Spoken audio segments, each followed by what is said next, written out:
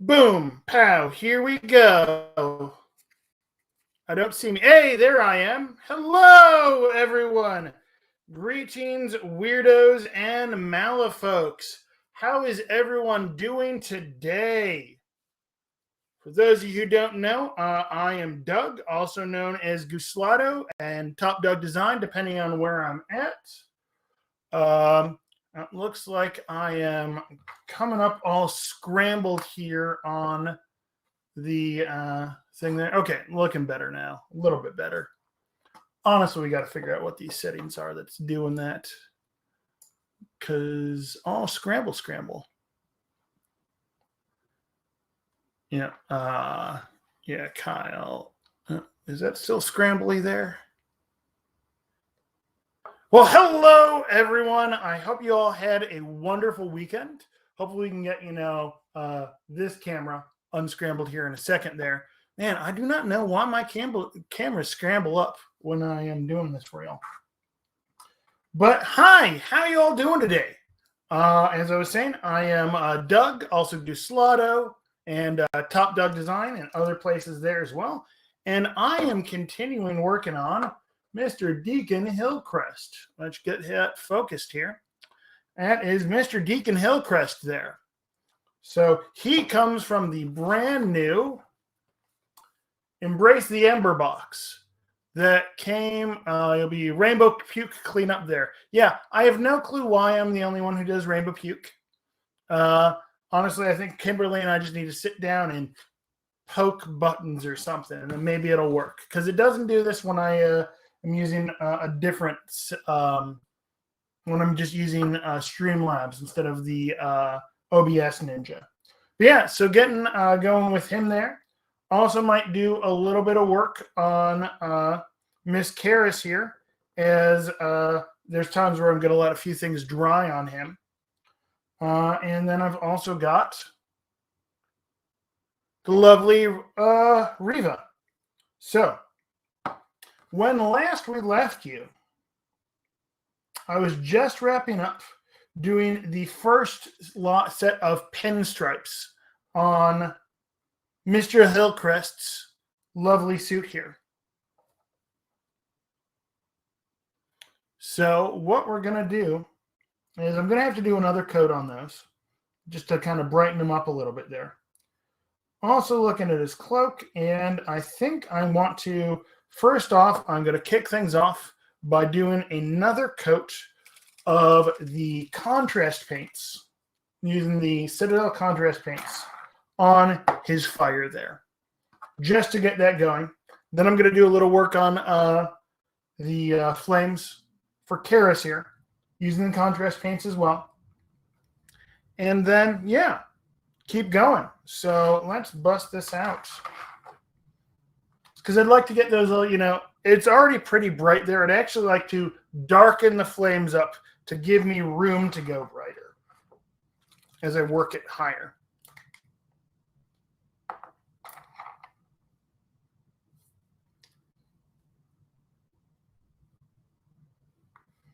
So got to go a little bit, get a little bit more in there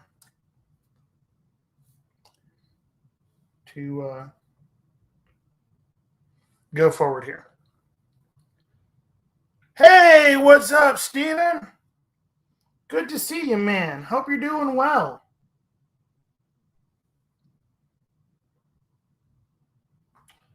Let's make sure I'm in frame. There we go.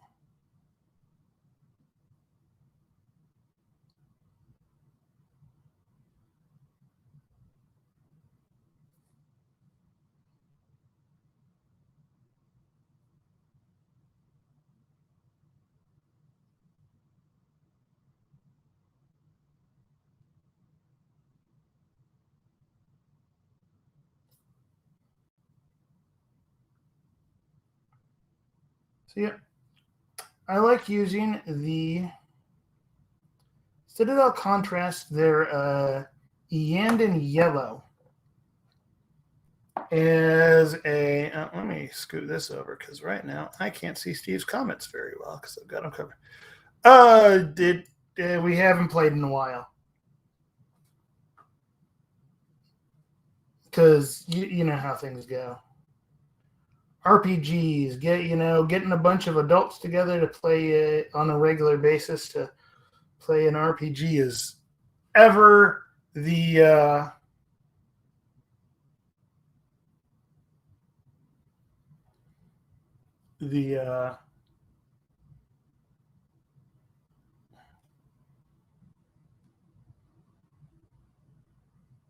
Sorry, just adjusting this. There we go. Now I'm not getting out of frame as often. Just adjusting that a little bit there. So we've got it framed up a little bit differently than I have it framed up at home. All right, so yeah, so this is going to be a little bit darker on the flames there. Getting some more of those orangey tones from this yellow paint. So what I'm going to be doing now is I'm going to be doing some of this on Miss Karis here. To do that, I really want, this is going to be a little bit awkward here. I just really want to have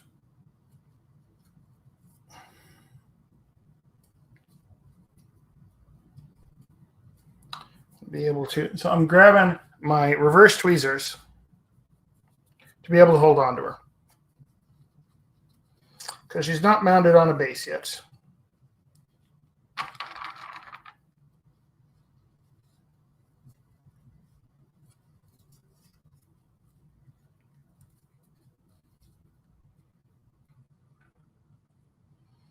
But I don't want to scratch her.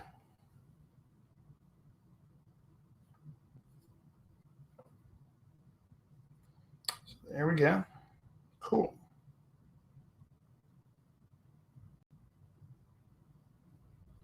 All right.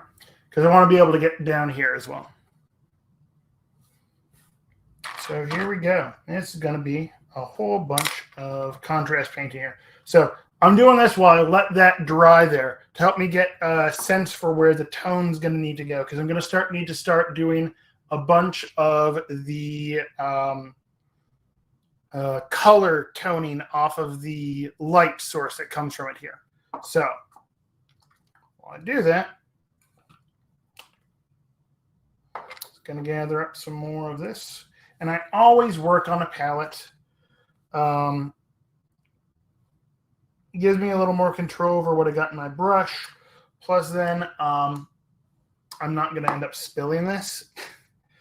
Because if anyone, these, you know, I like that these have got, you know, a lot of paint in them, but I really hate how easy they are to tip over. So here we go.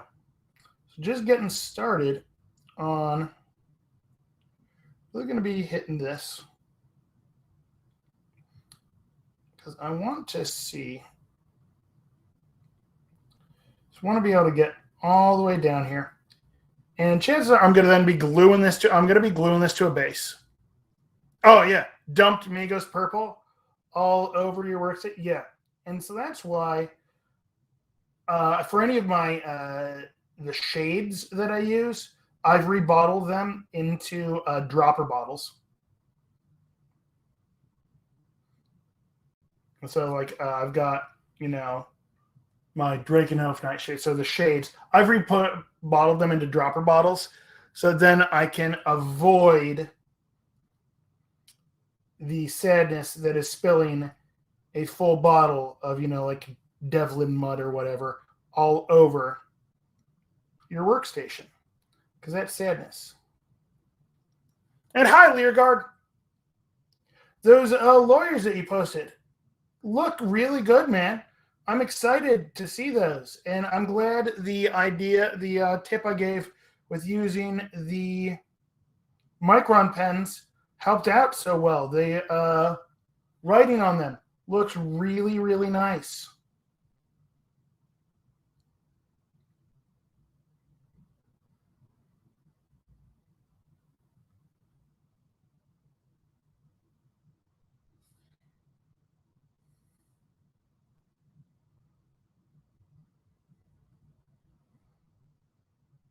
Yeah, I've got my I literally grabbed my pens. Some of those because I plan on using those on the book. Yeah, you don't want to do unless like it's a really large writing. Like it works for like wanted posters to actually write what's there. Otherwise, you just give the vague shapes. Oh, I'm right here. I am working on the new Karis model. from the Embrace the Ember. This is Karis, the new titled version. I believe her new title is Reborn. Yeah, Karis Reborn. So I'm doing laying in the base on the fire real fast, while Deacon Hillcrest has got some other stuff drying. The main part I want to get done on this is this fiery swirl down here at the bottom. Then I'm going to want to get up into her wings there. That's one of the things with the contrast paints, is that I want to have them, nice and dry. And I know a lot of people use hair dryers to get, shades and stuff to dry a little bit faster. Well, I don't have one of those, so I can't do that. I really need to get one of those, but I haven't gotten around to it yet. And I'm holding her with these reverse tweezers just to help do it, because she's not mounted to a base yet. And I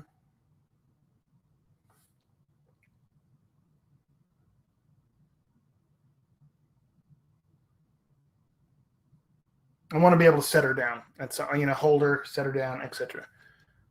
Poster be for for the sign for the eyes and ears. That'd be awesome.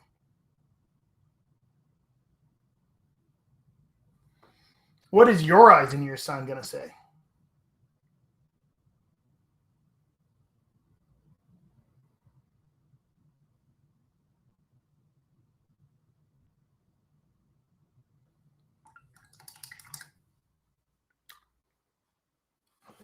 Looks like I need a little bit more of this.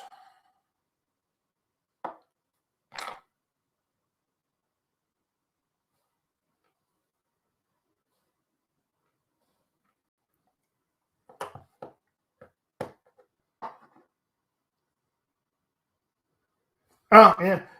If you're being silly, I think one of the favorite ones I've seen was Rights for Mites.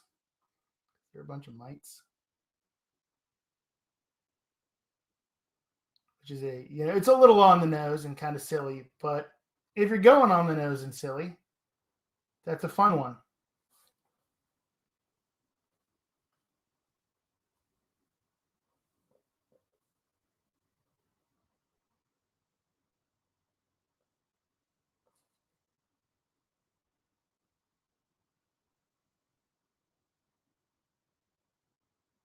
And so I'm using the Citadel contrast paints. I'm newer to everyone's a little bit new to the Citadel contrast paints because they haven't been out for that long. I haven't messed around with them all that much. But when I was playing around with them, I found that the look of the yellow just makes a really, really good base for doing flames.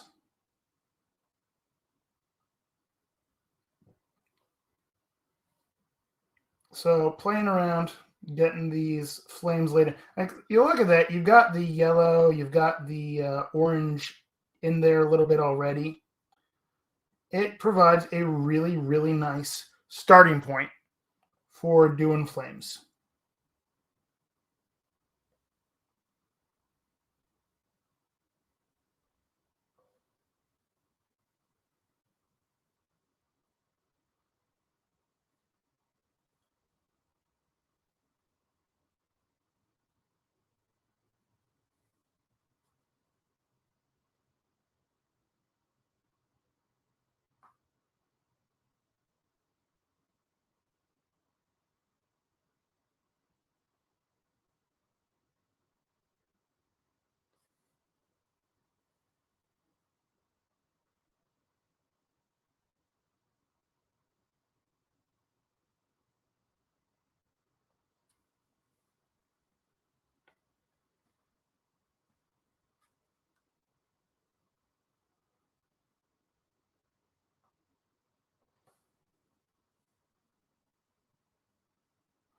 Because we're really just getting the base on here.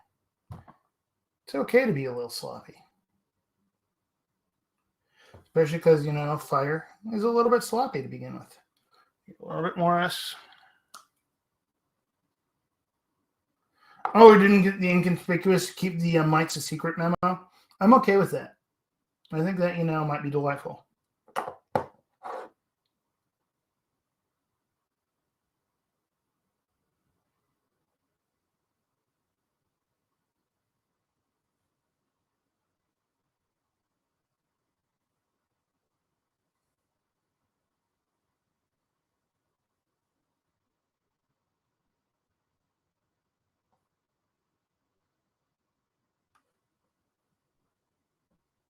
Oh my God. Think for yourself. Oh my God. Yes, Kyle. That sounds amazing.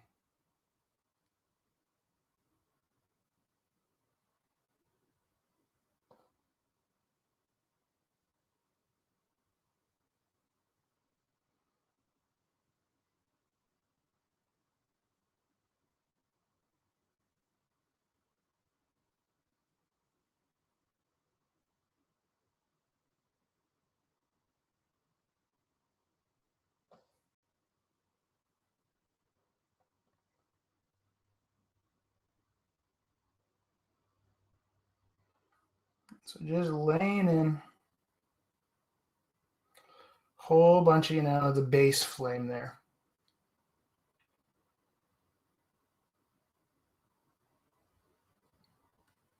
Which, well, I haven't played around with most of the contrast paints.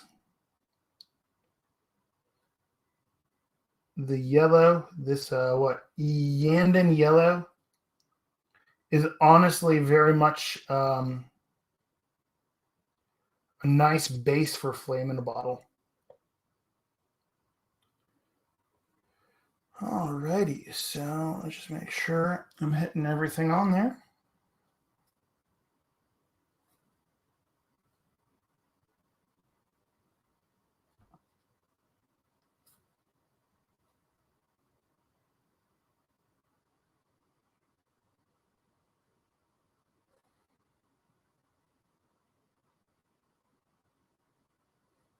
Right, yeah, so it's already looking a lot like fire.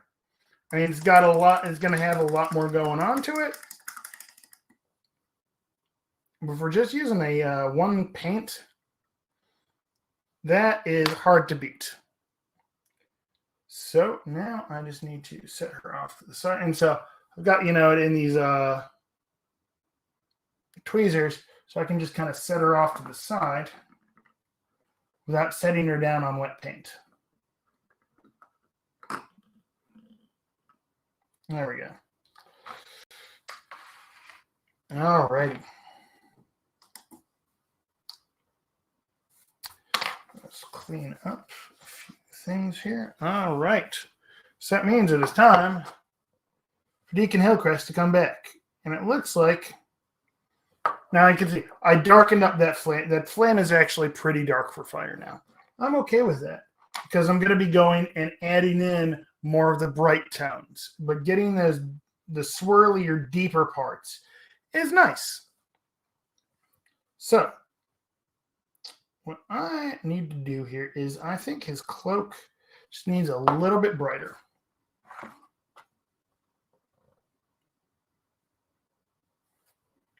And so I'm going to go in. I'm going to be doing a 50-50 of my blood red and the deep red. Maybe 2/3 deep in blood.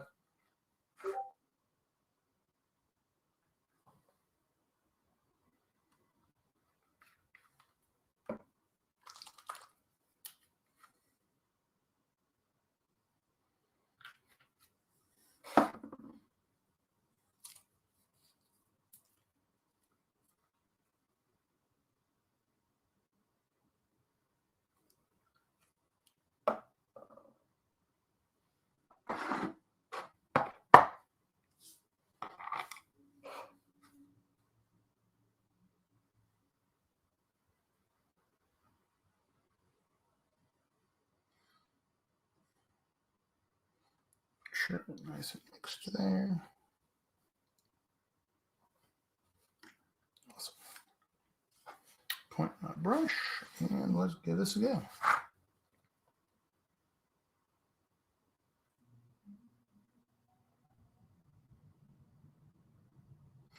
Because I'm doing this nice big cloak and I want a nice even transition on it there, I'm using a big old brush here.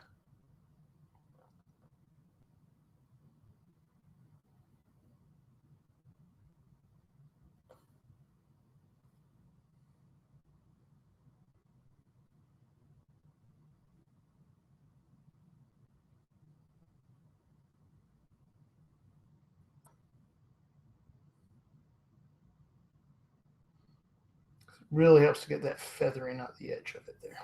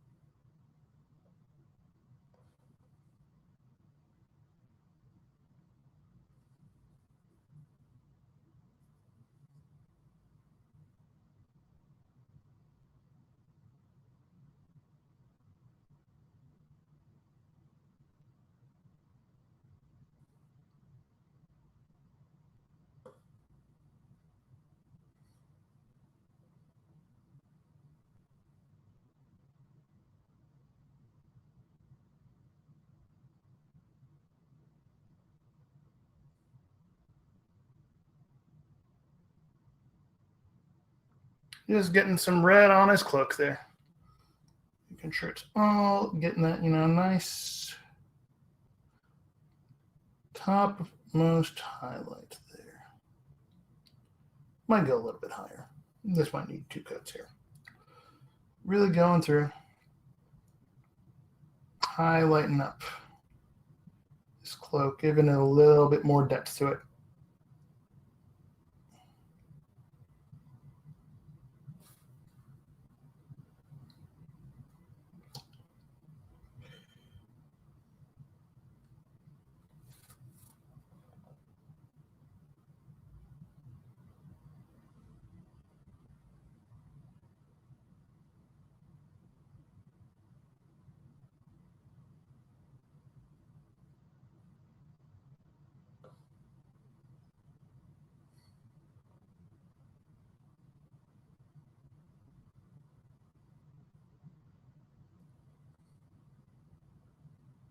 When it comes to something like a cloak like this, using a nice big number 2 brush is usually, you get a smoother blend then.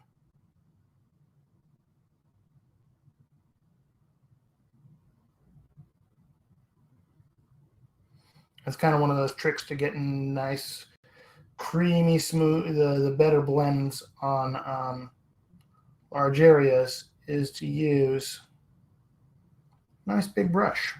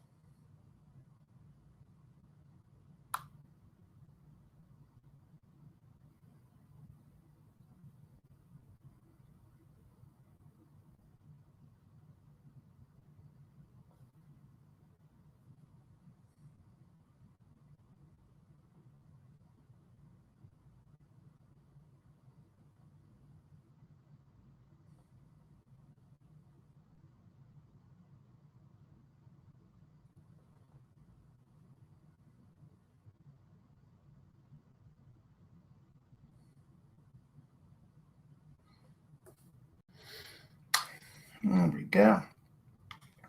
I think I'd like to make his book a little bit brighter there, because then I can write some words on it, which is always fun. Now,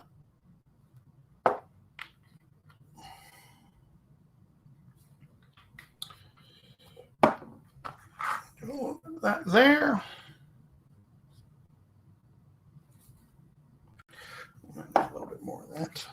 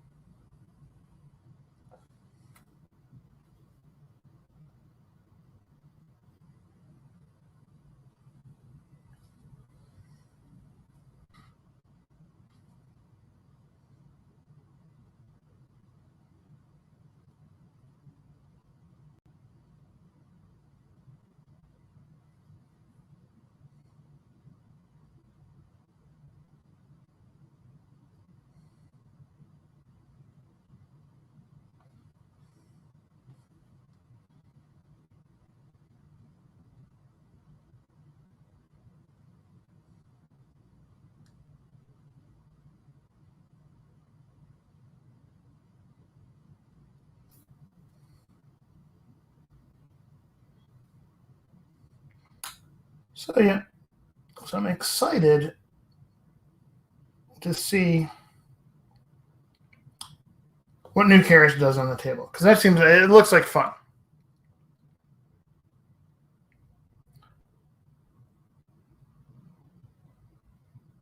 I haven't had a chance to personally try any of the new masters on the table myself. Well, new titles on the table myself, but I think it's a great idea of getting some more longevity out of each of the masters, bringing out new aspects of each of the masters. So that'd be really cool.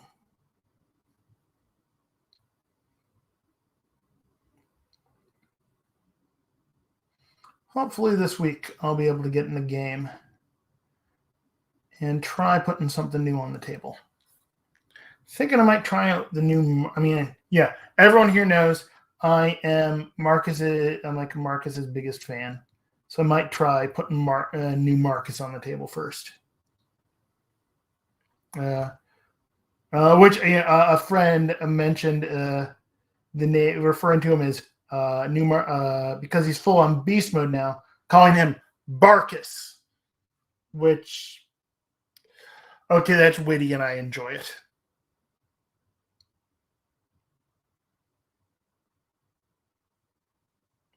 So I might be trying to get Barkus to the table.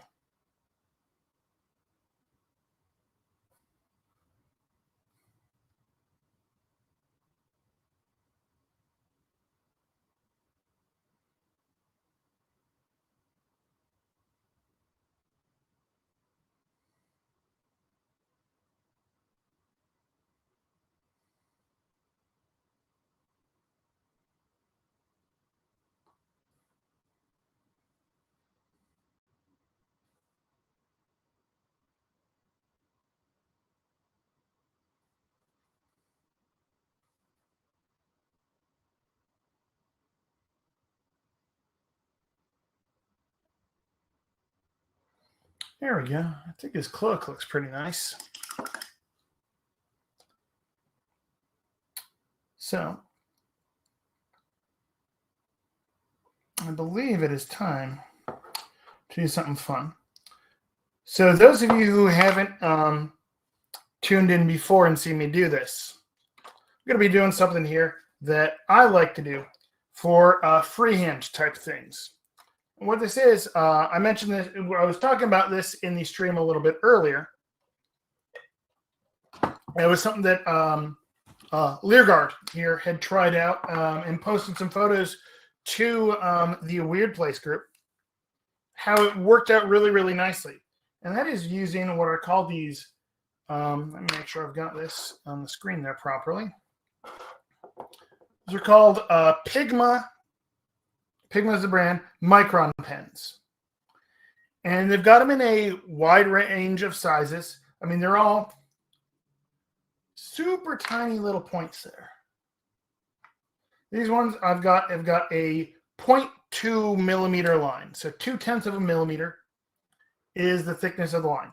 And they are effectively, they're a permanent marker, which is really, really tiny. So here, I'll actually, I'm going to draw this on my thumbnail right here. What do I got black here. And if you look at that, it puts a very, very fine line on it there. And so when it comes to, and I wish they had like these in like a white or something like that, because I would have done the pinstripes using this if I could. In fact, maybe in the future I'll go dark pinstripes on a light suit. That'd be really cool, and use these. That'd be awesome. But I didn't, and I should think of that in the future next time. What I'm going to be doing here is I'm going to be doing a little bit of writing in the book. Hey, what's up? Yes, I'm doing things that are not cowardly. I'm doing some freehand. But I'm doing this, as I refer to it, cheater freehand, because Pigma Micron Pens are amazing. So what I'm going to do is something else you can do, and I did this earlier, is on the inside cover of the book there, I used a mechanical pencil to kind of lay in a little symbol on the book there. Then I looked at some of the Doom Seekers from the other side to find a couple, symbols of the Burning Man. And so I am going to write. All right, let's make sure I'm on camera so you can see what I'm doing here.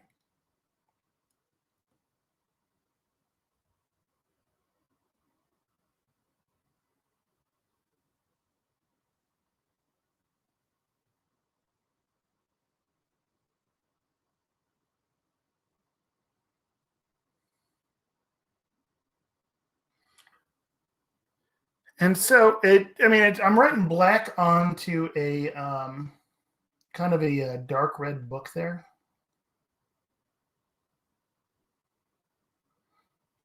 So it might not be showing up super well for those of you at home.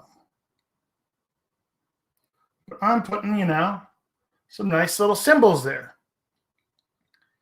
And let's be honest, doing something super fine line like that with paint, it's possible. But let's be honest, that's beyond a lot of our skills here. It just behaves better than paint here, honestly. So I do this a lot.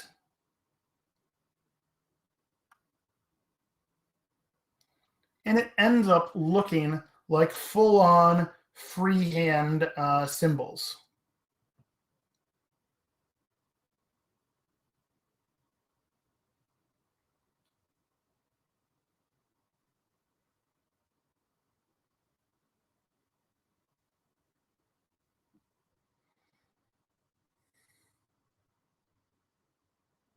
And I'm kind of improvising symbols on here because fun. Now, on the cover there, what I'm going to do is I'm just going to cap that for a second. Because in my mind here, he is reading from the Cantiones de Rege Flamme, which I'm probably totally mispronouncing that. But for those of you who aren't familiar with all the lore of the Burning Man, that is the book that Ephraim Wade wrote. That is the good word of the Burning Man. So it's the lack of a better term, it's the Cult of the Burning Man's Bible. And so I'm going to now, if you look at the back of his book here, obviously parts of it are covered up. So I'm going to write some of the letters there. And yeah, we'll see how it goes. I almost feel like I can just paint over it with more paint. So I'm probably going to just write the, iones and other stuff there. So this is going to be fun. We're, doing it live, doing some fun live shenanigans here. And I was going to put this down here. So I remember how to spell Canciones de Roger Flamme.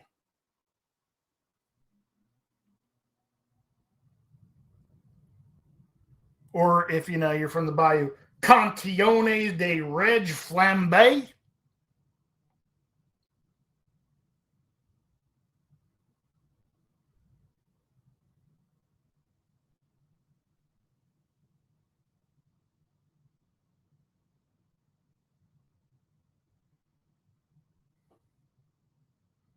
So it's hard to see. I kind of got those letters there, and that's good enough. It looks like words.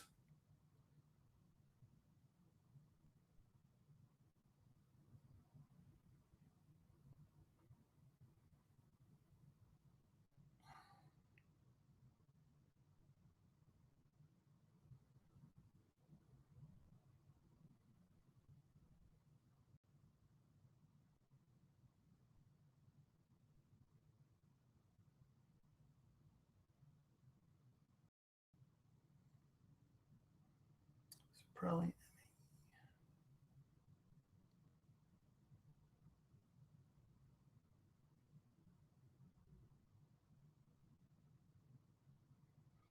So there we go. So it's actually got, if you look really, really closely there, might even be too far away for you to actually see on the screen here.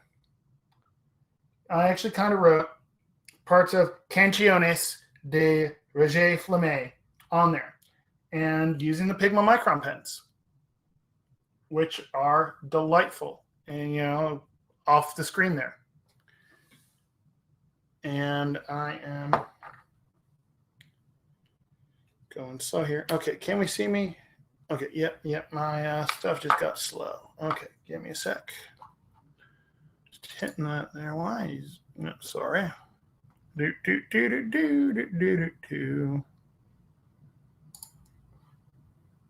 All right, cool. So, got that on the outside there. Awesome. Now, there needs to be some content to the book. Now, I'm not going to write in black on that there because it's got, kind of this parchment color there. So I'm actually going to go with the brown one. I found that writing brown on like a brown tone parchment makes it look just better. So if, there's a lot of people, if you're painting out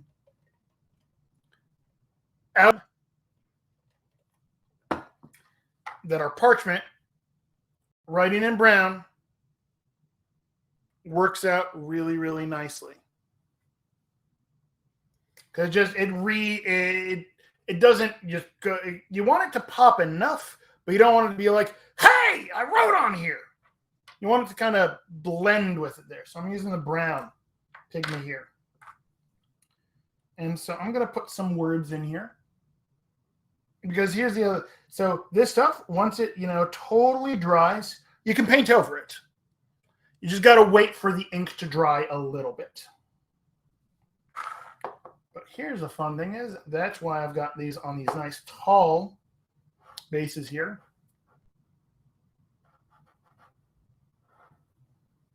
Because then I can set it on the table.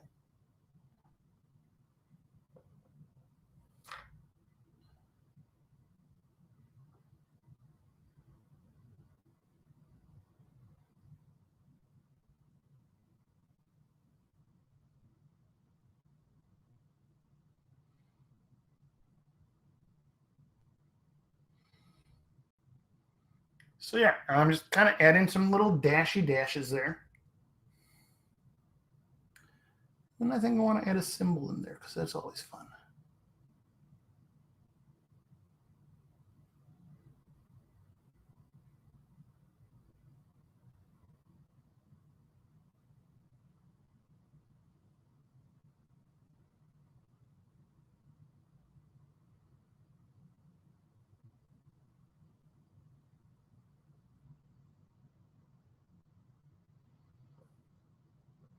So I'm just making vaguely arcane symbols in his book there.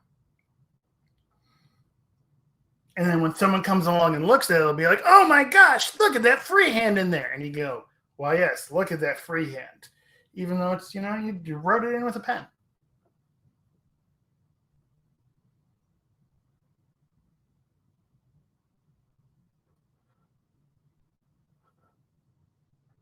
So I want to do his other stuff there. So what do I want to do exactly? I'm going to make it look like flame is coming out of an arcane symbol here is what I'm going to make that look like.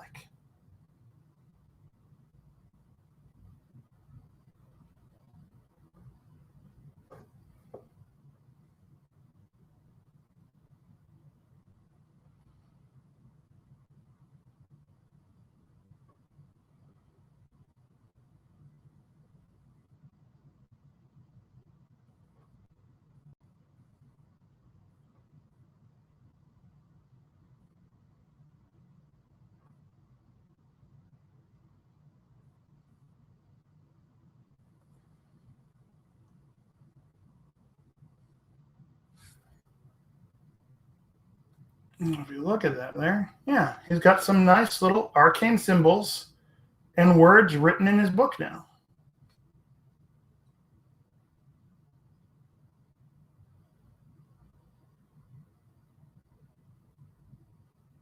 I'm actually going to draw in a little bit of shadow on the sides of the book there because I can, because it works.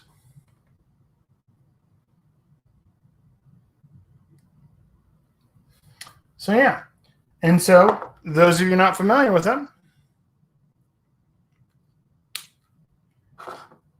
Pigma Micron Pens. They do all kinds of cool things. So now I've got, actually got the title of the book there. He's got some writing in his book. It's a great little detail that, as you saw, I did really, really, really fast. So go ahead, use that technique. It's awesome. I love it. All righty. So what do we got going on here with him next? Set those pens aside and figure out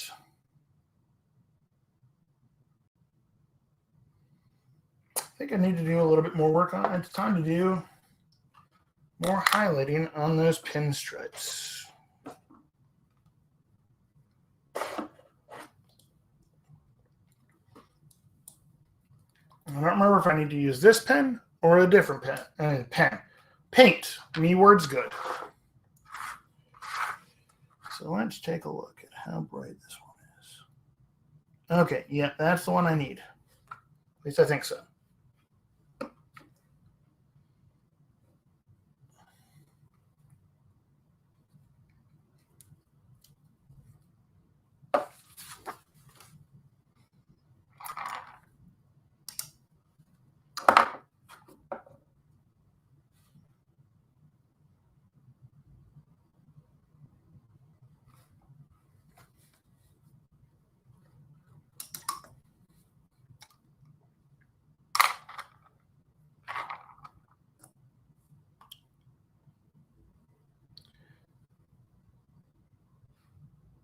So am I going insane and my stuff's just not working and I can't see the chat? Or just everyone being quiet today?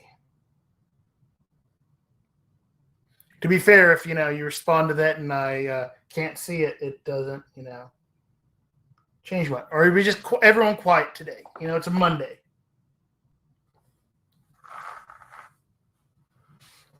take a look at this. Is this the right gray?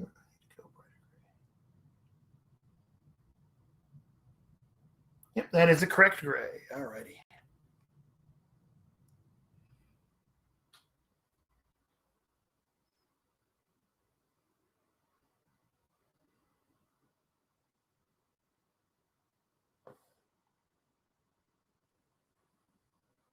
Work, work, work. Well, you know what, Kyle? You should be doing work. Make more awesome Malifaux and Through the Breach and being quiet, taking calls, painting Nucius. Oh, Nucius. That's a good name for it. By Nucius, I'm assuming you mean New Lucius.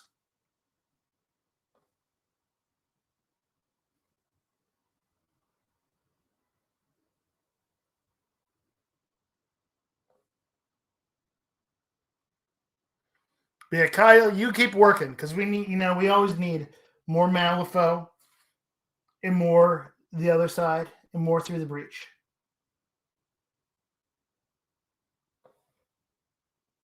And heck, I'm assuming you're probably getting super busy. Going to be heading out to Origins pretty soon here, aren't you?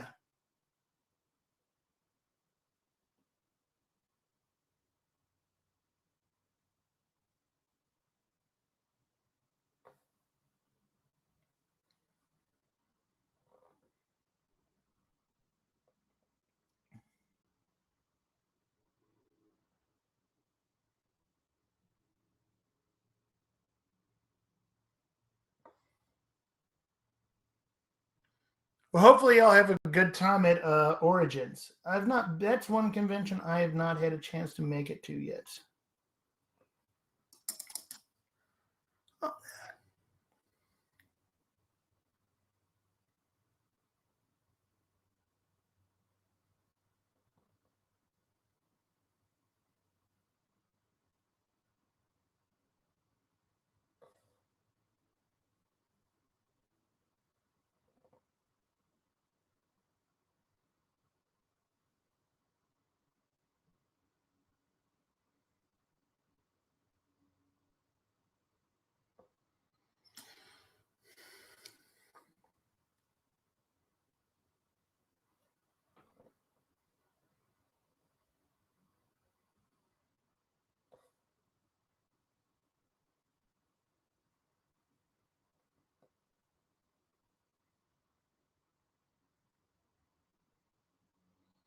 One of these days I'm going to have to get to Origins. Ooh, lots of RPG content at Origins. Nice.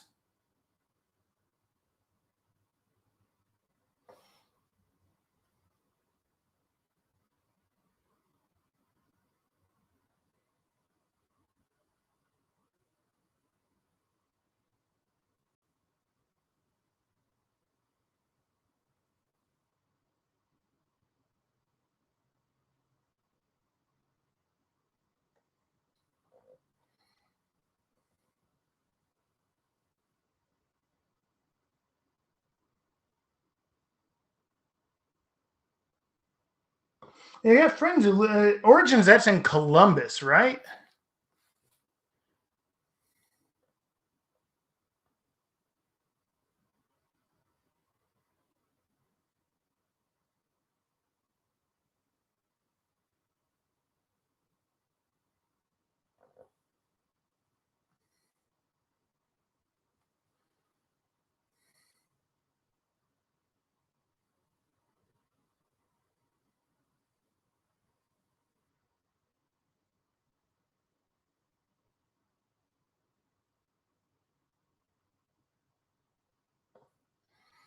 Yeah, I got friends who live up there. I just haven't, ever managed to swing out there yet.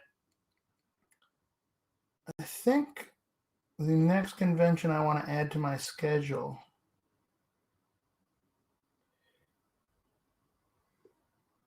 is Adepticon. Just because I've got other friends who live up there, and everyone's like, Doug, you got to go to Adepticon. Doug, you got to go to Adepticon. And I want to. I've just not had the time nor opportunity.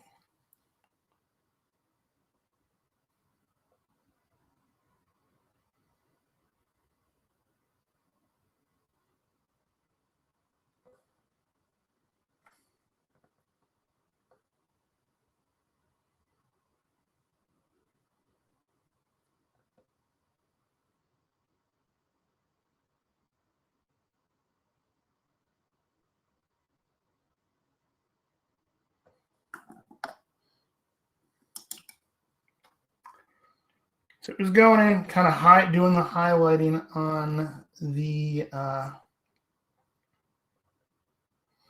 pinstripes here.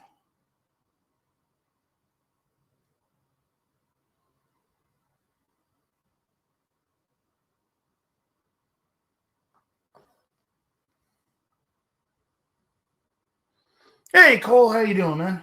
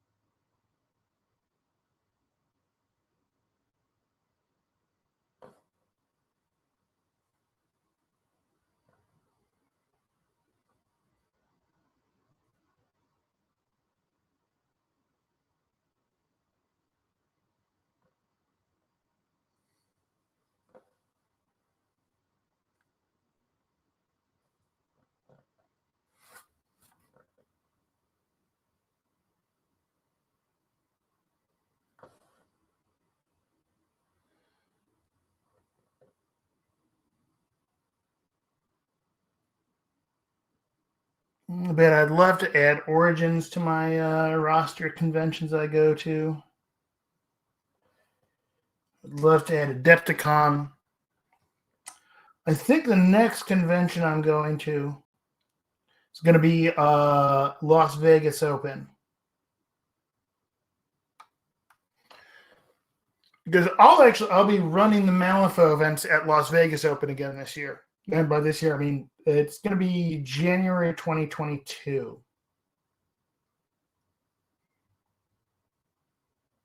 So everyone should come on out. Because then you'll come and, I run a great tournament if I say so myself.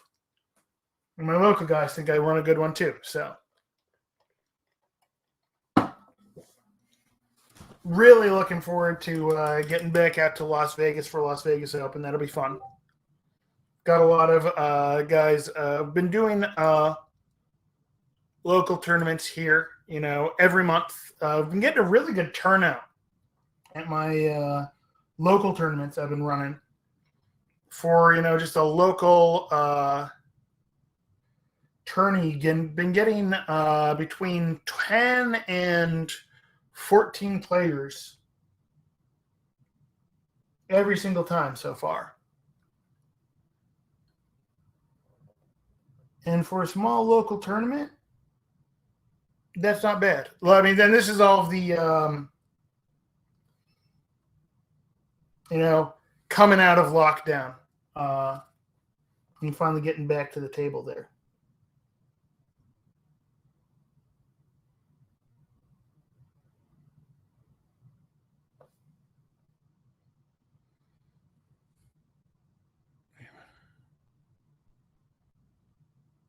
I didn't see that video.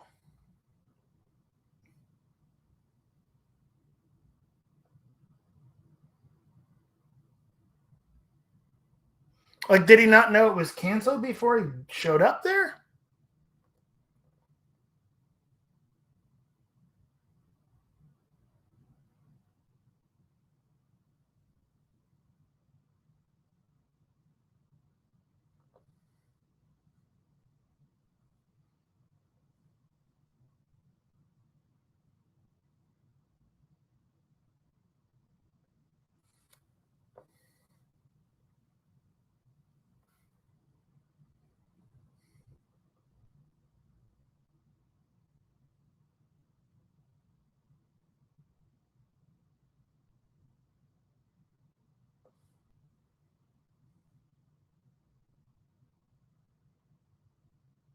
Oh, it was just he was out there because he could and was being sad. Okay, that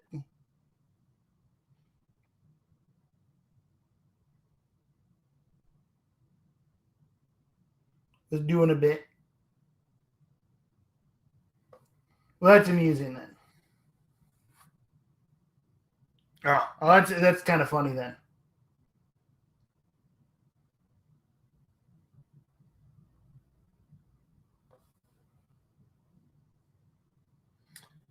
But yeah, I'm going to be running Malifaux events at LVO. So you all should come. Come play some Malifaux with me. Come paint with me. Come do all of the weirdness with me. I run an awesome tournament.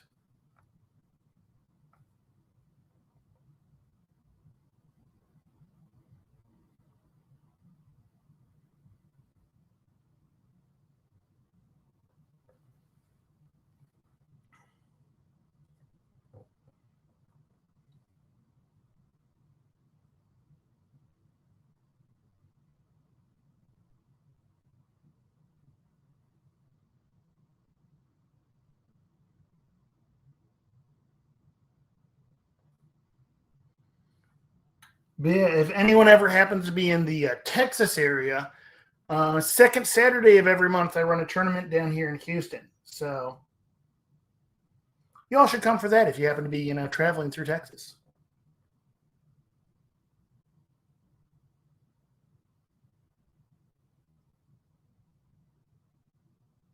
Or if you live in Texas and didn't know we did that, we do that.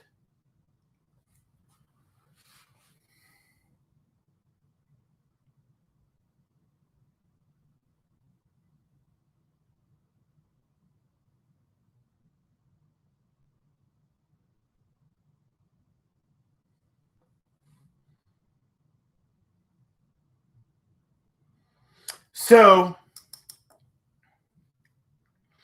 yes to silly hats. Anyone who happened to at Gen Con, anyone who happened to swing by, I wore a Jester's hat the entire tournament. Because I have a full red and black Jester's outfit. And I like to wear it to invoke the fortune of, I bring I embody, the red and the black Joker in myself. So I actually, throughout the entire tournament at Gen Con this year, I wore my Jester's hat.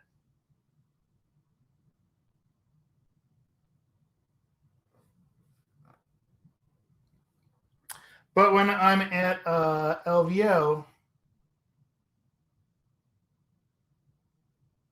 I refer to it as my TO hat.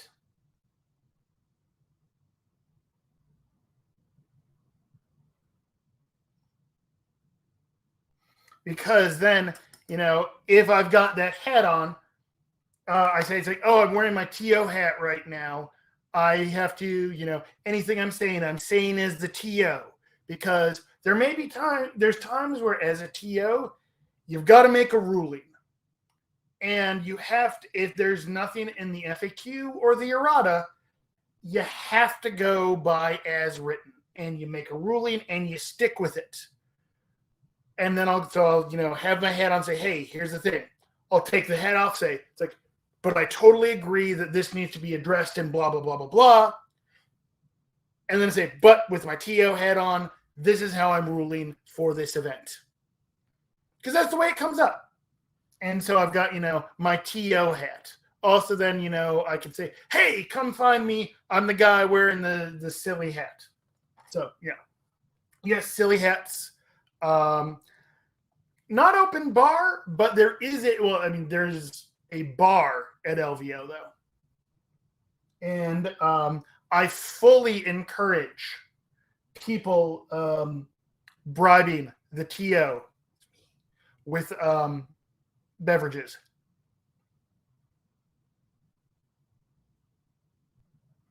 It's not going to change my rulings, but I'll be in a much better mood.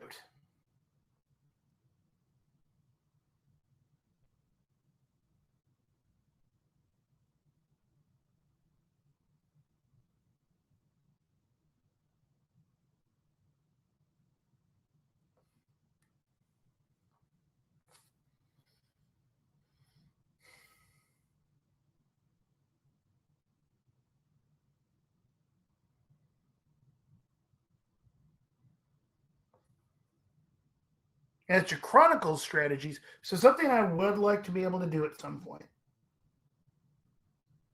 But that unfortunately didn't have enough people at LVO to do this. Is that when it comes to large tournaments, sometimes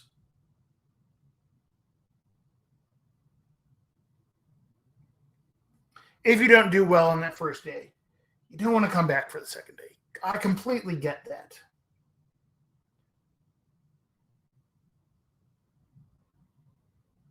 Back in the day,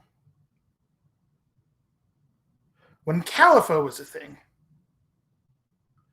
the way Chrissy ran that is she would do a first day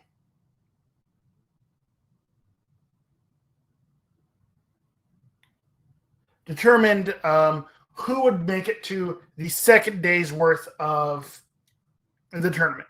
Now, it would be then the Masters tournament, and then anyone who didn't make the top, like usually, like I think it was like 12 maybe, was then played in a story event the next day, which then used a narrative, more of a narrative set of strategies instead of the standard gaining ground stuff. And so I liked that, and a lot of people really seem to enjoy that. But it does require a larger number of people.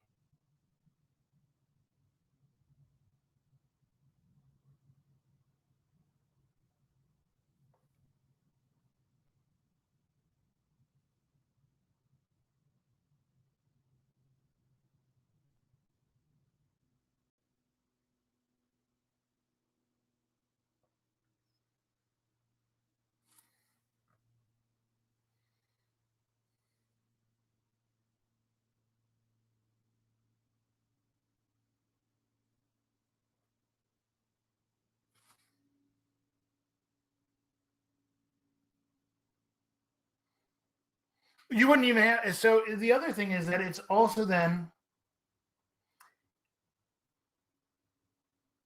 if you finish well in that first one, you can just choose to play in the narrative event instead. Now, I don't currently have LVO set up for that.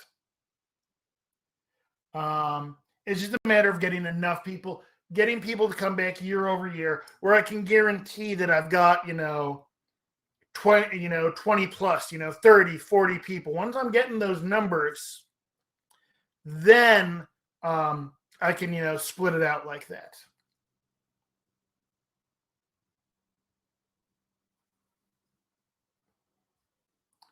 Until then, it's still, your standard tourney.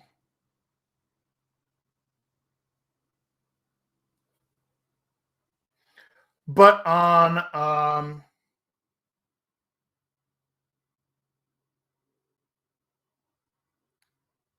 Friday, I do run a double rush tourney, which people love. Double rush is fun. You can't take double rush. I mean, it's a serious-ish, style thing. It definitely gets kind of shenanigansy. And I will probably be doing also, and I also have on the schedule there an all-out brawl, which I'm going to be updating the rules to. If you haven't seen it, I believe other Doug Broman, posted I think he posted the rules to a weird place or the forums.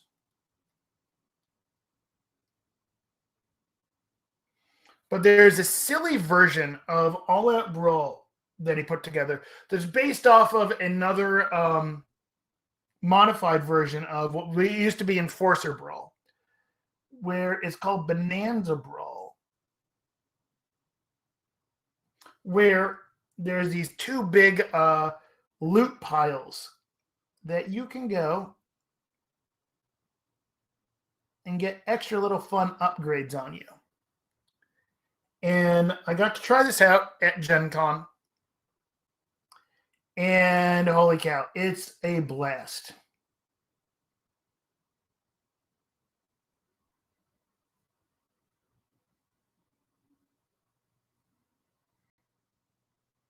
Very much.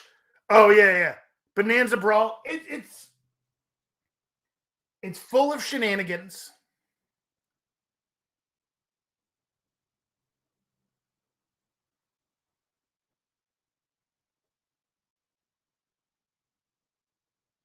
It's silly enough that you're going to have a good time no matter what.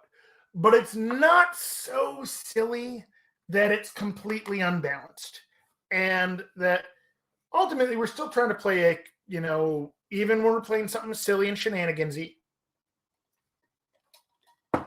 you want it to be competitively balanced.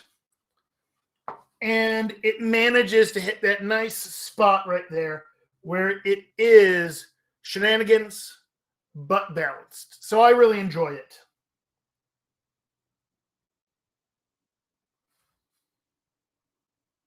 All righty.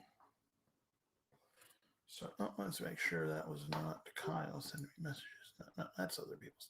No, other people being noisy. Okay, cool. Yeah, so it's Bonanza Brawl, good fun, good shenanigans.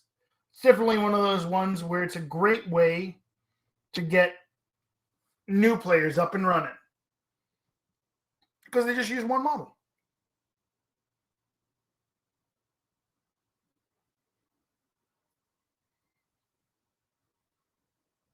All right.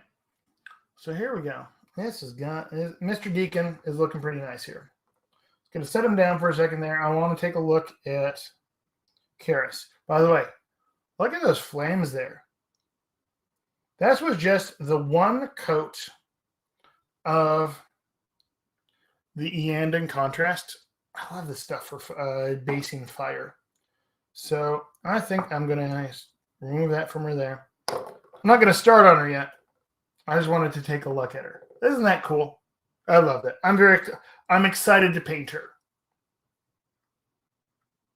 There we go.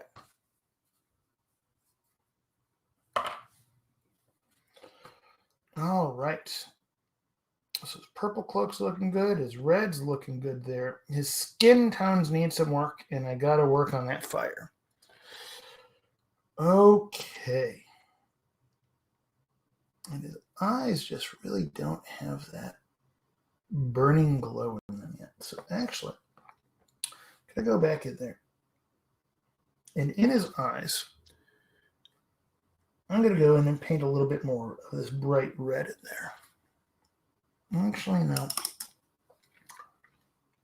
Let's go with that Phoenix red. Let's get really, so going in and doing his eyes because I want his eyes to have a nice glow to them.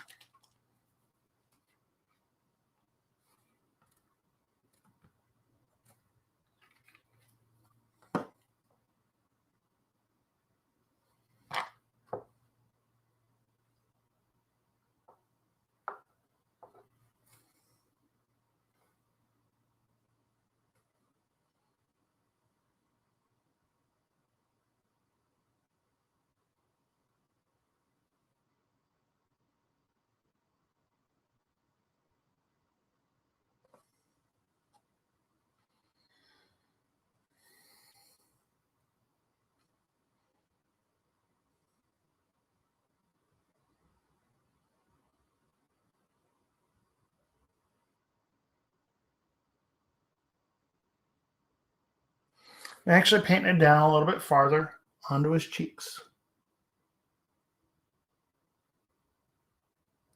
to do a little bit of that cast light from his eyeballs.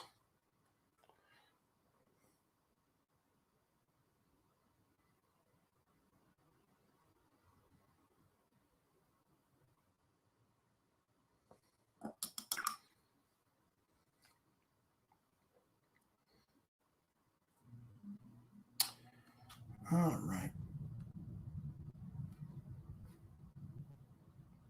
So now it's time to start doing a little work on that flame. So time to bust out my flame colors. Here we go.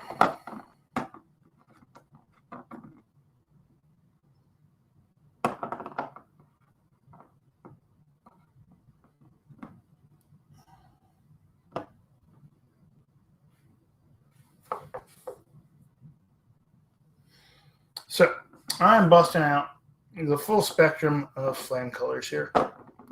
Gonna give them all a little bit of a shake.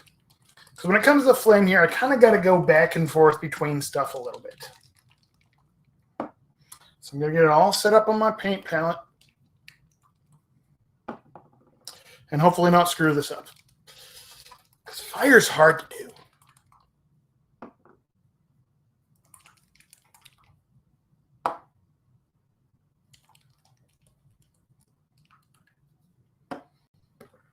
Okay, here we go.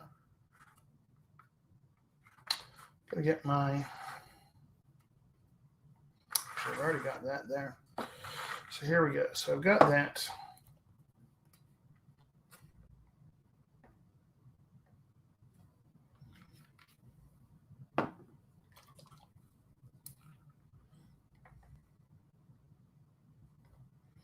This one's a little stopped up.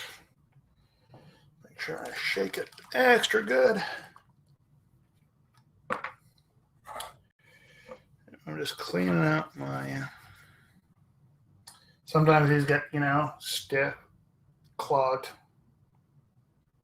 It's the nature of dropper bottles.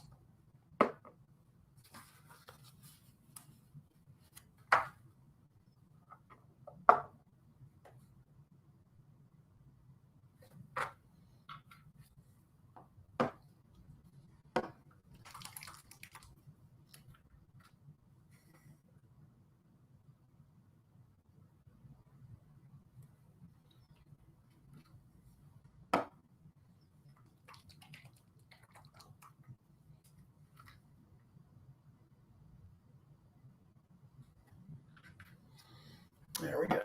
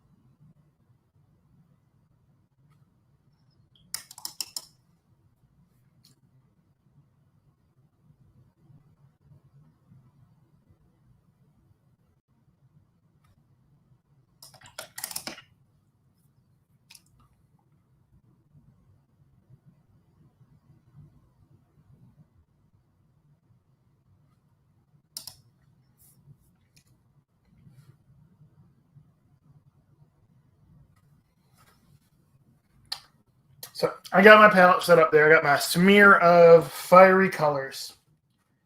And it's going to be time to play around with it. So fire, I like to use a nice little reference here. And I'm going to pull this up.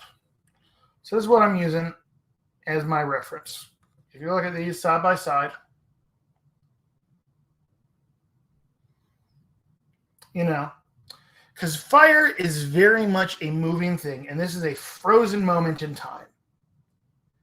And so,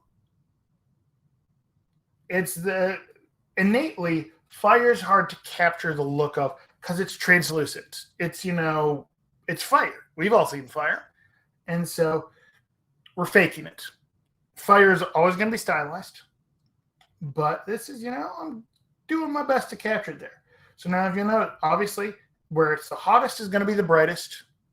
Farther away, it's going to be, darker. But ultimately, because it's a light source, the darkest part of the flame still needs to be brighter than the rest of this model. Otherwise, it doesn't read as a light source. So it's a difficult prospect to tackle sometimes. So I'm literally just putting my phone up where I can see it so I can look at the flame, use the source material, and just kind of live the fire. I know, I sound like a crazy person. but I'm okay with that.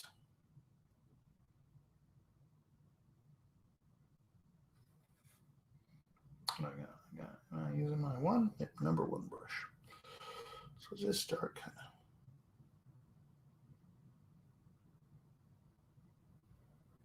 So I'm going in and I'm adding back in some of the extra bright bits down towards the bottom of the flame.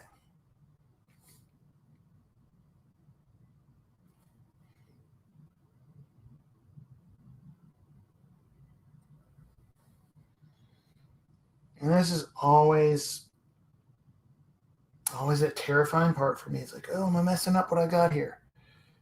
Trust the process. Work with the process. And then, go in and can always thin it down a little bit there.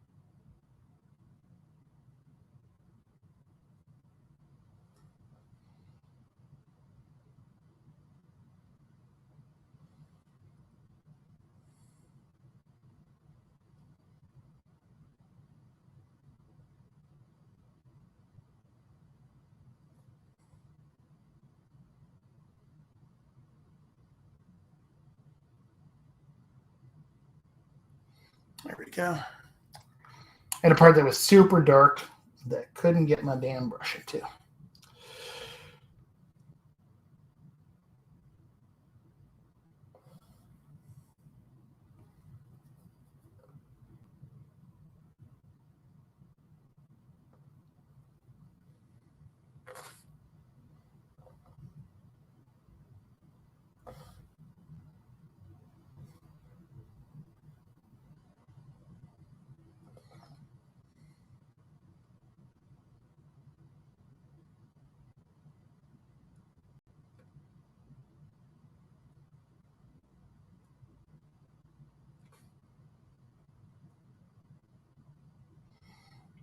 So I'm kind of trying to wash the brightest into the recesses down here.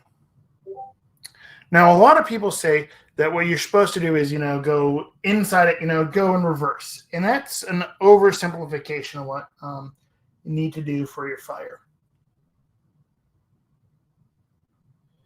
Is that, while there's going to be some bright parts deep down in there, it's not all inside out.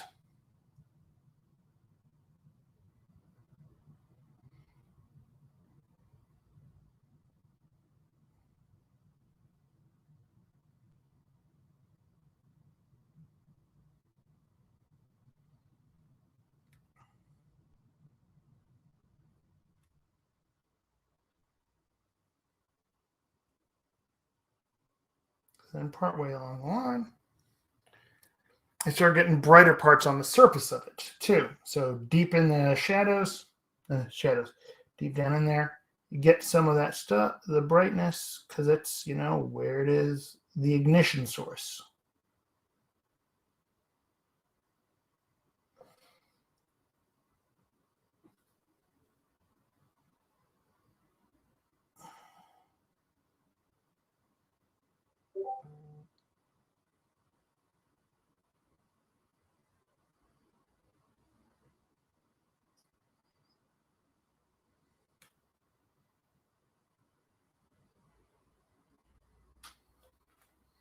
So you're starting to see, it's starting to look like it's coming from down below there. So I'm trying to lay in some of that, bright source where it's, closest to what it's burning.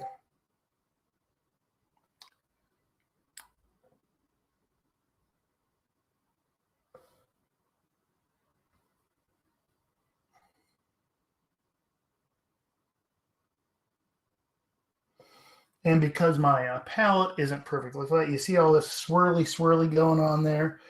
It's unavoidable. I really need to get a bigger wet palette. But I'm okay with this for now.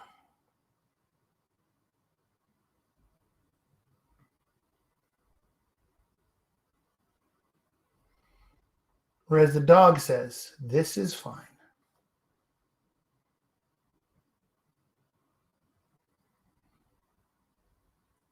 So deep down here, which is closest to the source, really need the brightness on the inside. Oh no, I didn't bump my camera. Or yeah, it's just me moving off. I am terrible at keeping track of where I am. I need to have like a thing right up over here.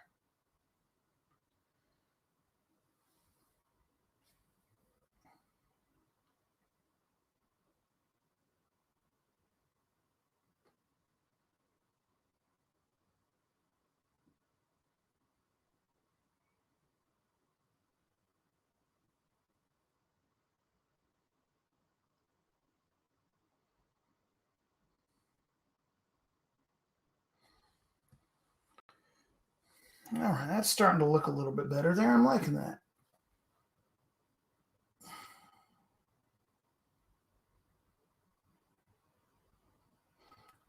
Kind of doing an overbrush on this, which is like a dry brush, but with a wet brush.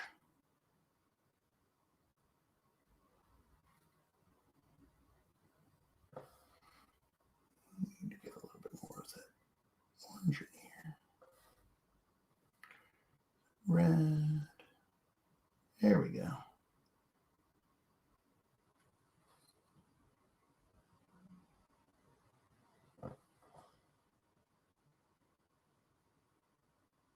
Oh, that'd be craziness.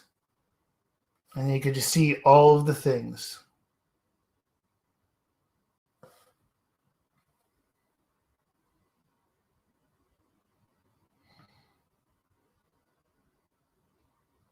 Yeah, for my computer, I've got 2 monitors. And there's times where I want, a third monitor. Because then I would be able to be working on one screen, have my virtual office for my coworkers up on the other screen, and then source material on a third screen.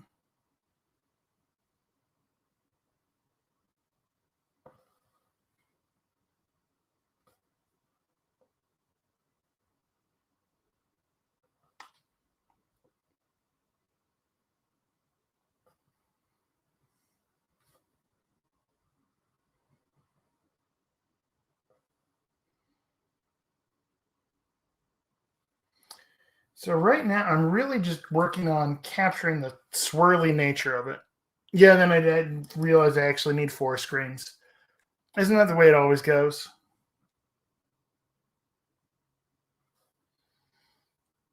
Well, Lear, I'm assuming you've got like 50 screens because, Mr. Programmer Guy.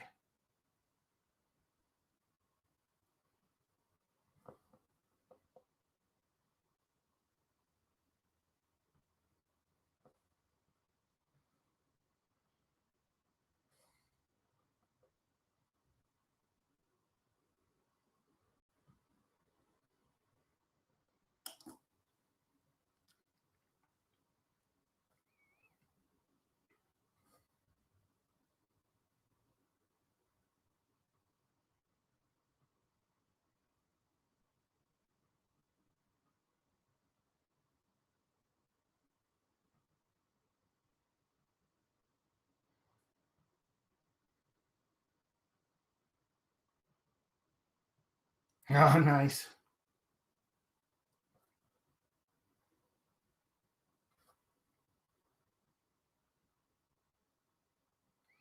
So I'm kind of going in and just hitting with the areas that it looks like it's, where it naturally was kind of getting the brighter bits and pushing the contrast a little bit more there.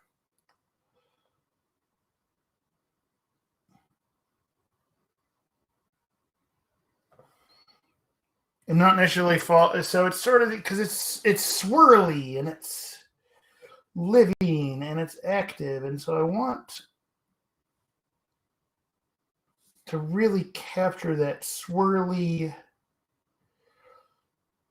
living nature of fire.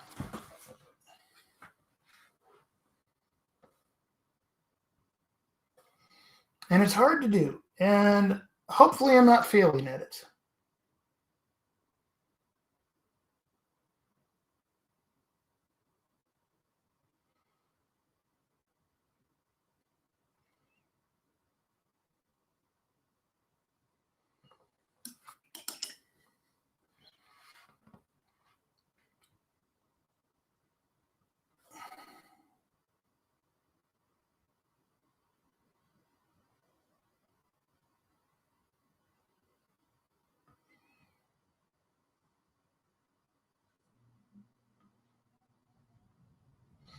So I'm really just kind of following those curls,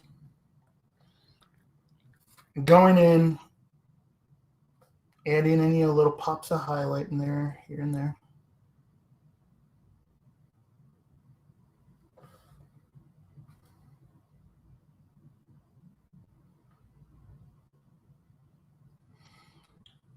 And it's honestly a very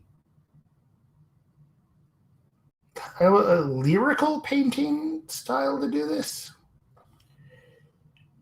Is that you need it to be bright. It needs to be brighter than other areas. But it needs depth to it. Hey, we got haunted miniatures. What's up?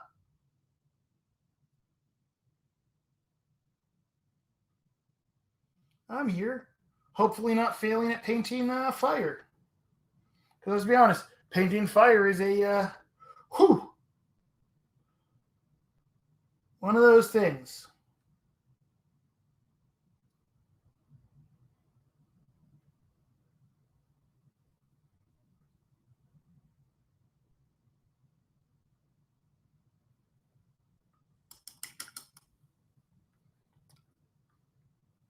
Yeah, you know exactly what I'm talking about, man.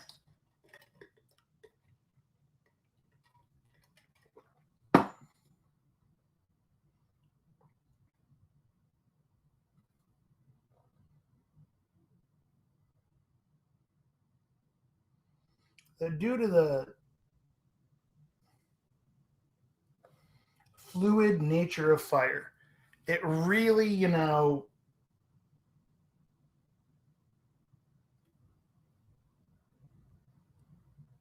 fluid nature of fire and the fact that we are trying to capture a frozen moment in time.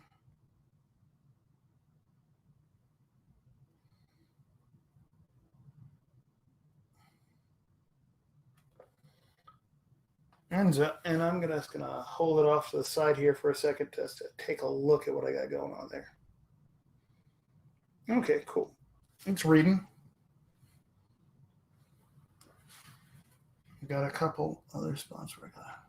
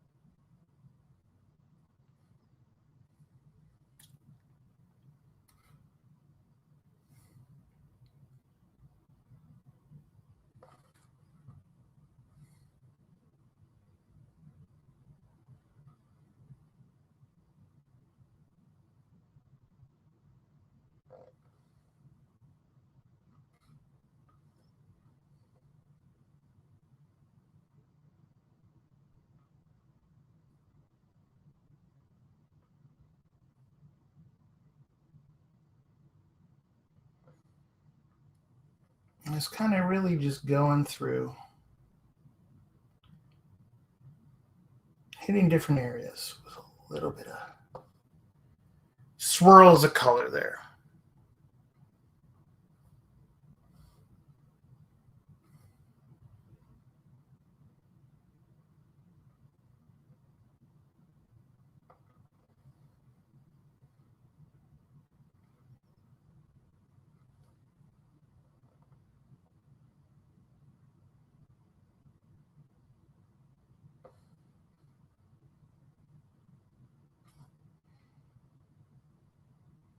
And you see it tend to get a little bit, brighter on the spots where it curves.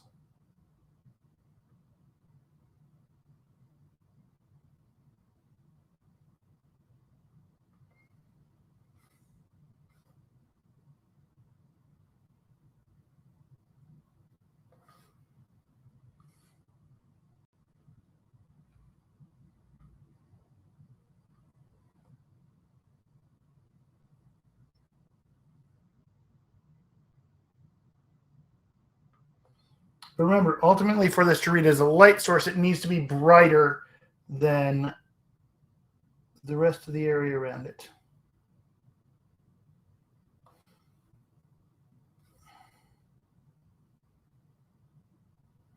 Which is one of those things that's hard to do without just making it just like glowing.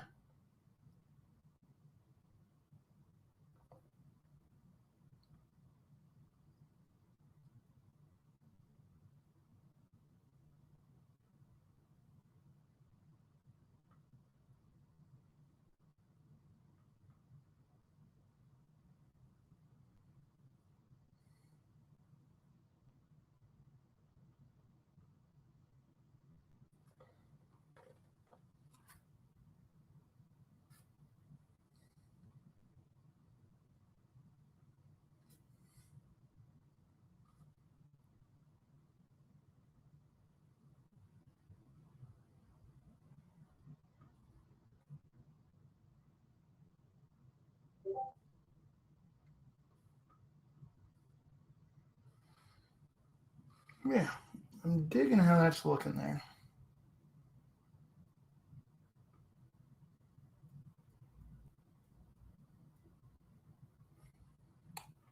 I need to blend a little bit of this in there.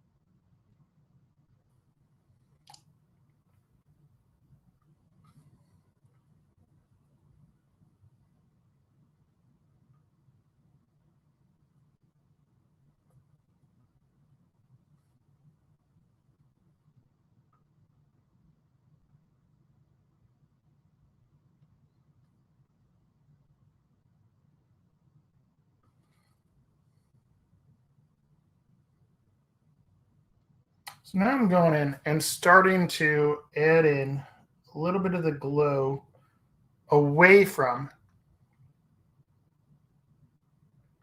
where the fire actually is. Painting a little bit of it on the pages there.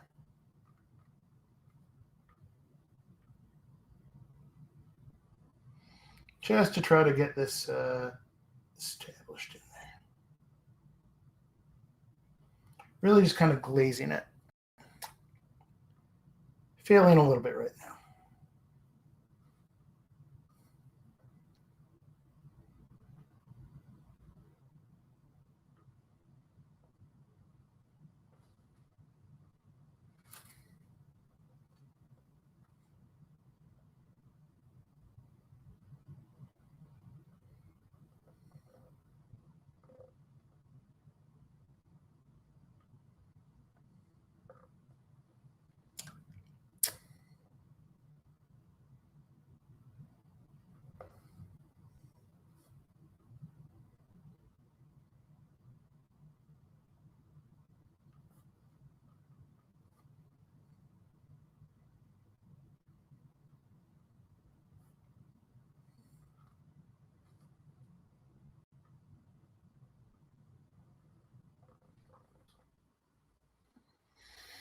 Getting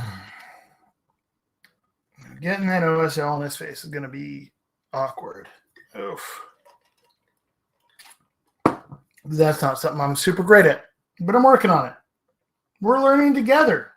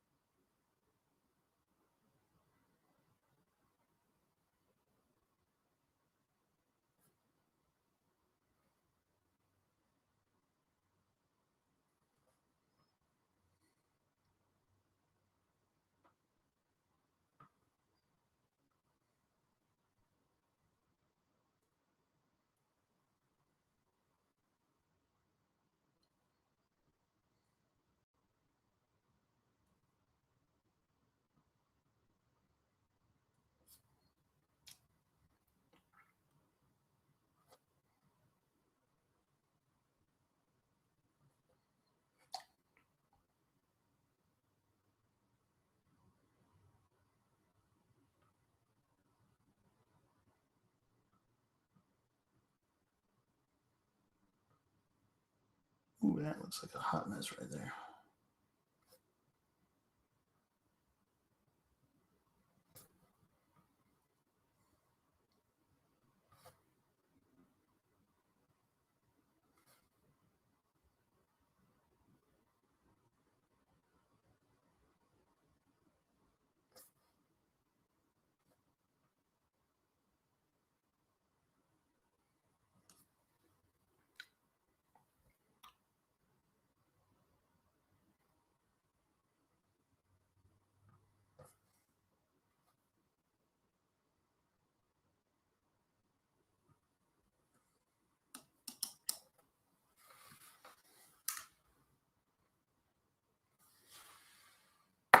It's going to actually go. I'm going to turn off the light for a second here.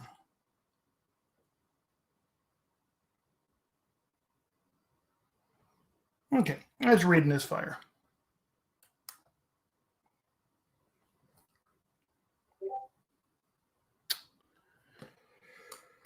Okay, it's taking a big stretch for a moment. Oh, come and take a look at it there.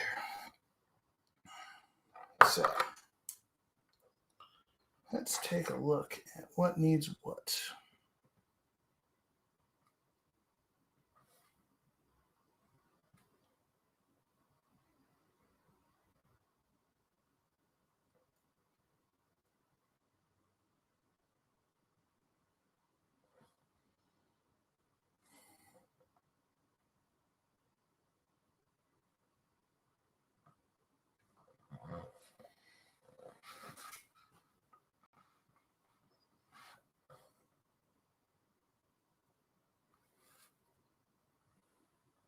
Drink water. Yeah, hey, I'm drinking iced tea here.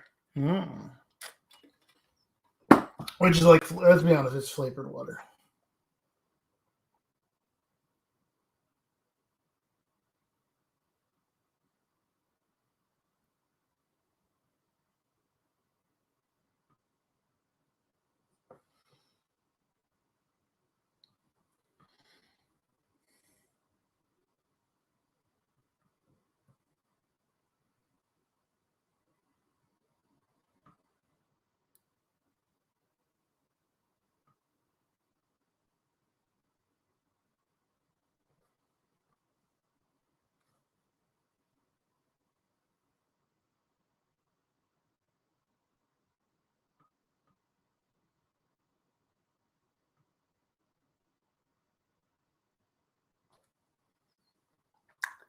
Staying hydrated.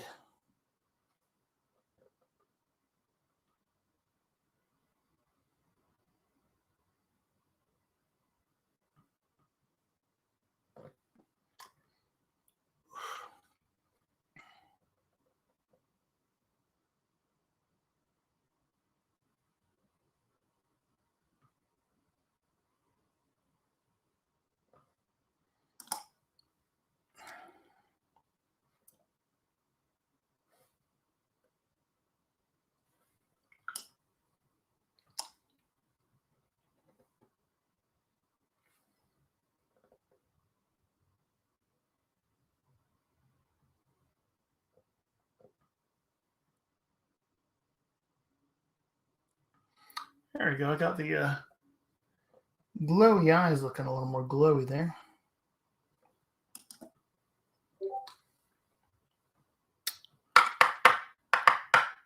Alrighty, so what do we got going on here next?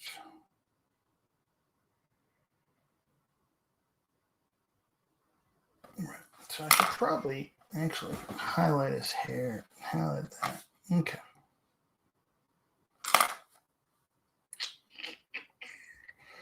I got his base. Okay. This is me thinking out loud.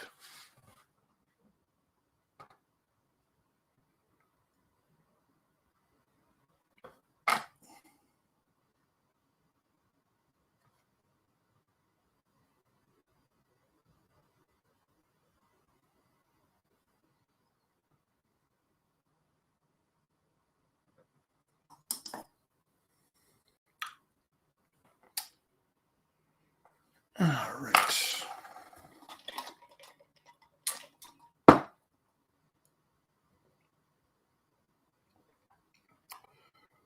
I'm going to move away from the fire for a second, work on his shoes a little bit there. You know, his shoes got shiny shoes.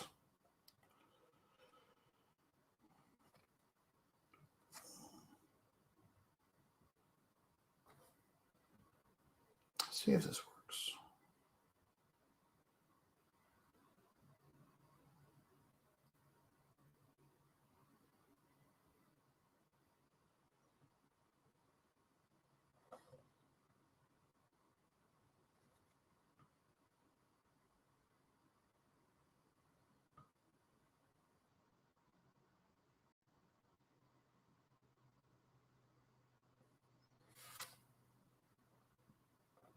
He's a very fancy man.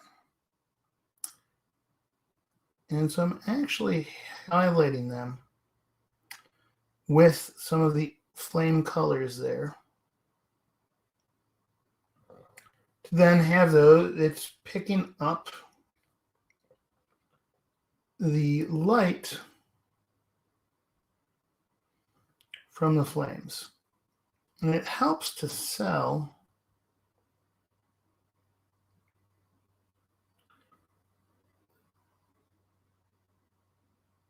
the brightness of those flames.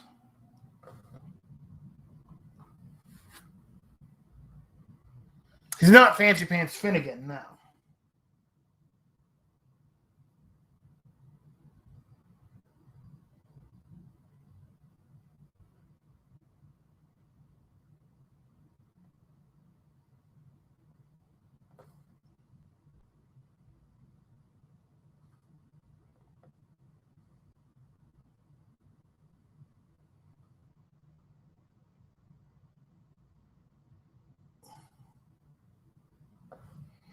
So similar to the way when you're painting something like a so he's got patent leather shoes here in my mind. And similar to painting a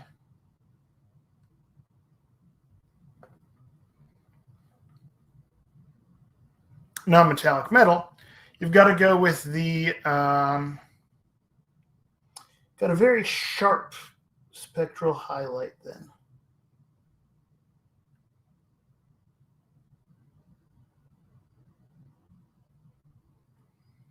So the lines of that highlight end up very sharp. And so I'm kind of going down here, getting some light off of them there, getting that light off of them there, and then they fade to dark very quickly. Now, face, I need to do a little bit more just normal highlighting on there. So tan shadow.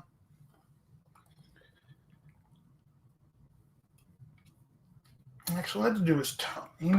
His tongue needs a little bit of a color on it there.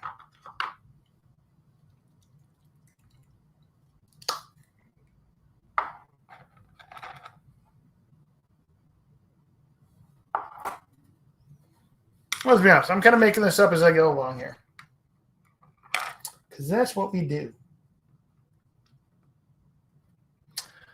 I'm not a plan-ahead painter as much as I would like to be.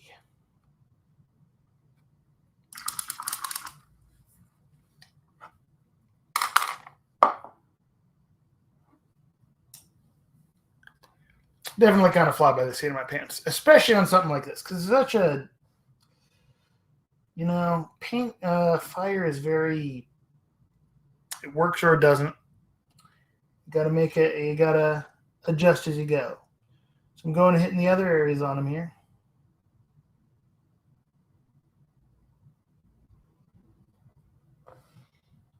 Getting a little pink on his tongue there.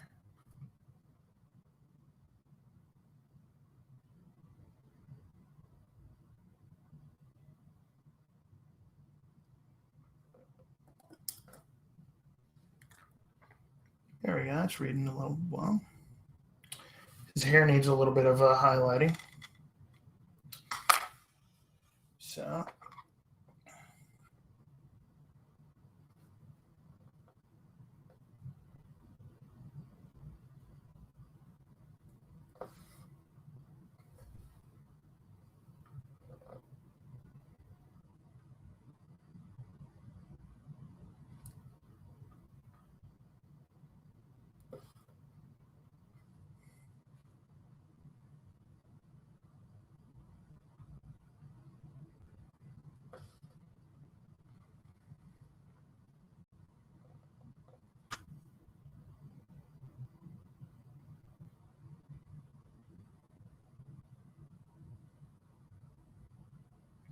Oh man, I love, not gonna lie, I really, really love the White Rabbit, the model for what, well, I mean, we haven't seen the model, but the concept art for the White Rabbit Taylor, the White Rabbit Taylor Company.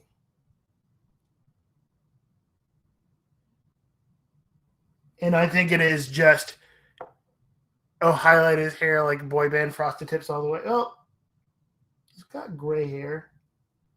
Let's be honest. When it comes down to models, minis, they're kind of frosting their tips if you want to give it proper looks there.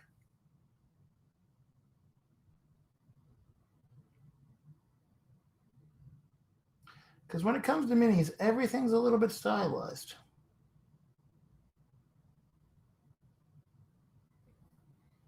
It's not quite frosted tips, but it's, gray frosted. Because I did ask Kyle earlier. Apparently, Deacon is his name, not his station, his title. So his name, his given name is Deacon. But you know what? In my brain, he's Deacon, the religious title.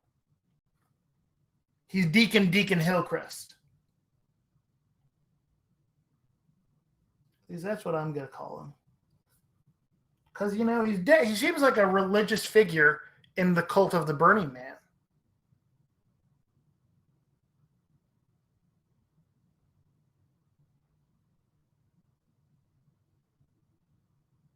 So he can be Deacon Hillcrest.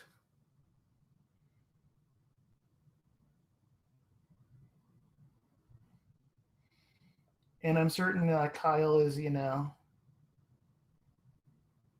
yelling at me in his brains or stuff, or going, no! But you know what?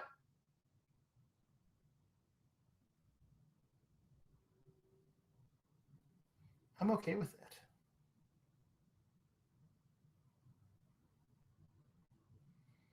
There we go. That's looking like hair. Hey, you know what? And he's always the DD because he's a very sober fellow. Can't you tell? Okay, that was a bad dad joke, and I apologize, but only kind of.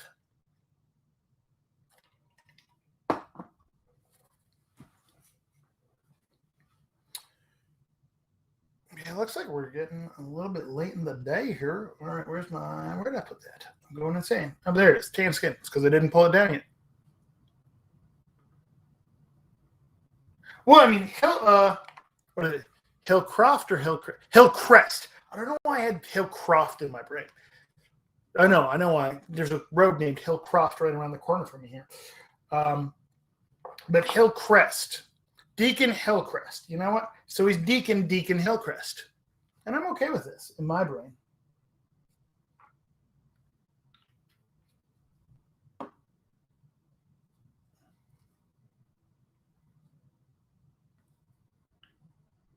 Yeah, wasn't the dude in Blade Deacon Frost? What was the guy's name?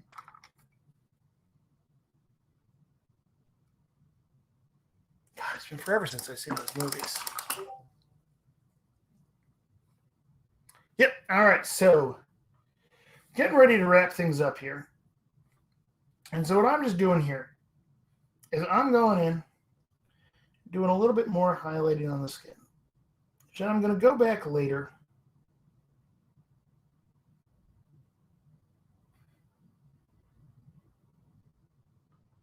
I can tone it with some of the fire colors later. But I need to establish a little more highlight on them there.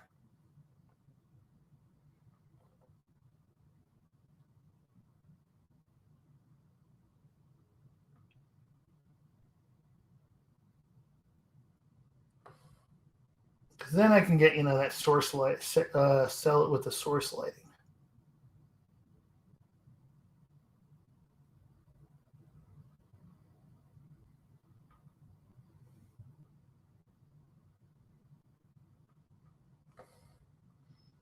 Going in, doing a little bit of gentle highlighting on his face. Get those volumes.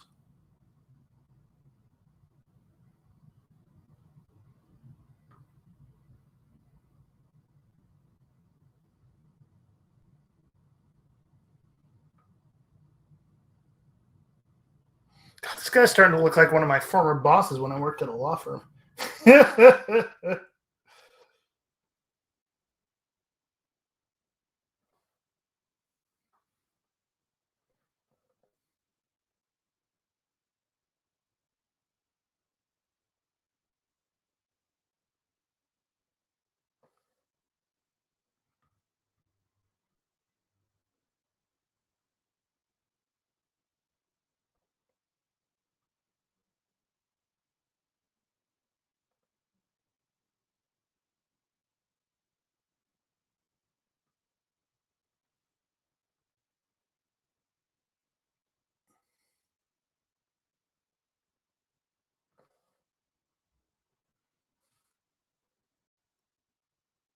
Deacon sounds like a name of a rockabilly band. Yeah.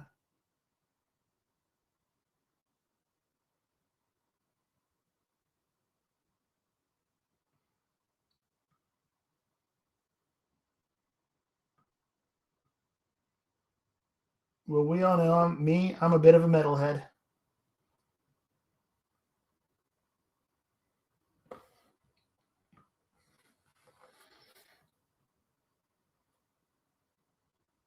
Big fan of Chrysalis of Misery. Which that's, if you haven't tuned in before, that's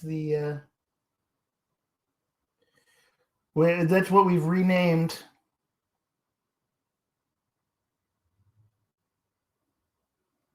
That point when you're painting a model and you hate it. Well, many people call it the ugly phase. Call it the Chrysalis of Misery now. Because you're just like, oh, you look at your model, go, oh, what am I doing? Oh, I'm terrible. I'm giving up painting forever. But then you push through it and you go, oh, it's wonderful. And you emerge a beautiful butterfly of painting. We call that the Chrysalis of Misery. Because it sounds better than the ugly face. And quite frankly, it also sounds like a metal band. Hot garbage phase, ugly phase, Chrysalis of Misery. Really, any of these work because we all, no matter how good of a painter someone is, you get a point where you're like, oh, I hate this. And then you keep pushing and you're good. You just got to keep pushing.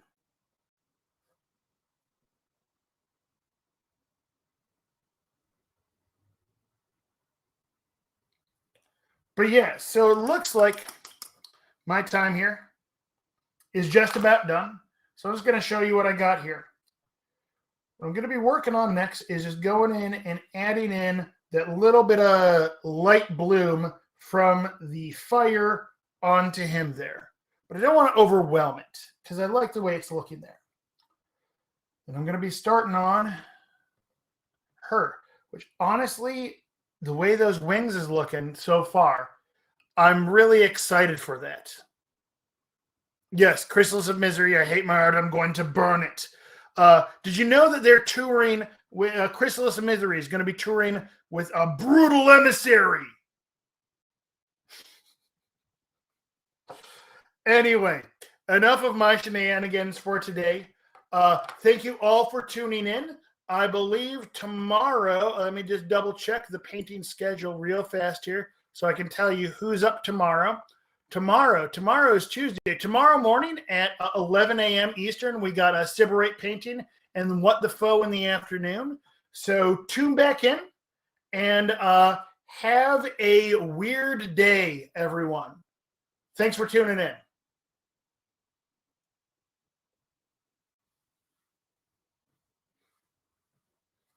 I was going to dance.